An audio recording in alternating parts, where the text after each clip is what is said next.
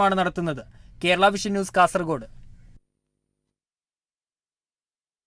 തൃശൂർ അന്തിക്കാട് ആദർശ് വധക്കേസിലെ 6 പ്രതികൾക്കും ഇരട്ട ജീവപര്യന്തവും തടവും 4 ലക്ഷം രൂപ വീതം പിഴയും അഡീഷണൽ ജില്ലാ കോടതിയാണ് ശിക്ഷ വിധിച്ചത്. 2020 ഫെബ്രുവരിയിലാണ് കേസിലെ 1 മുതൽ 4 വരെ പ്രതികളായ നിജിൽ, പ്രജിൽ, മനു, ഷനിൽ എന്നിവർ ചേർന്ന് കുറ്റിക്കാട്ട് ക്ഷേത്രത്തിന് സമീപമുള്ള അന്തോണിമുക്കിൽ വെച്ച് ആദർശിനെ വാളുകൾ ഉപയോഗിച്ച് വെട്ടിയും കുത്തിയും കൊലപ്പെടുത്തിയത്. മുൻവൈരാഗ്യത്തിന്റെ പേരിലാണ് കൊലപാതകം നടത്തിയതെന്ന് അന്വേഷണ സംഘം കണ്ടെത്തിയിരുന്നു. പ്രതികളെ സഹായിച്ചതിനും ഗൂഢാലോചനയിൽ പങ്കെടുത്തതിനും 5-ാം പ്രതി ശിഹാബിനെയും 6-ാം പ്രതി ബ്രഷ്നോവിനെയും പോലീസ് പിടികൂടി.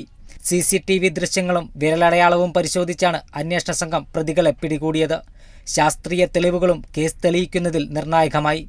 പ്രതികൾ അന്തിക്കാട് ദീപക് വധക്കേസടക്കം നിരവധി കേസുകളിൽ ഉൾപ്പെട്ടവരാണ്. 5-ാം പ്രതി ശിഹാബ് കാപ്പ നടപടികൾ നേരിടുന്ന വ്യക്തിയാണ്. പ്രോസിക്യൂഷനു വേണ്ടി ജില്ലാ public prosecutor KB Sunilkumar, public prosecutor advocate Liji Madhu എന്നിവർ ഹാജരായി. Kerala vision news, Thrissur. കൊല്ലം പോരുവഴിയിൽ പഞ്ഞി ഗോഡൌണിന് തീപിടുത്തം. ഉച്ചയോടെയാണ് തീപിടുത്തമുണ്ടായത്. ആദ്യം നാട്ടുകാർ തീയണയ്ക്കാൻ ശ്രമിച്ചെങ്കിലും പരാജയപ്പെട്ടു. തുടർന്ന് ശാസ്താംകോട്ടയിൽ നിന്നെത്തിയ 2 യൂണിറ്റ് അഗ്നിശമന സേനയാണ് തീയണച്ചത്.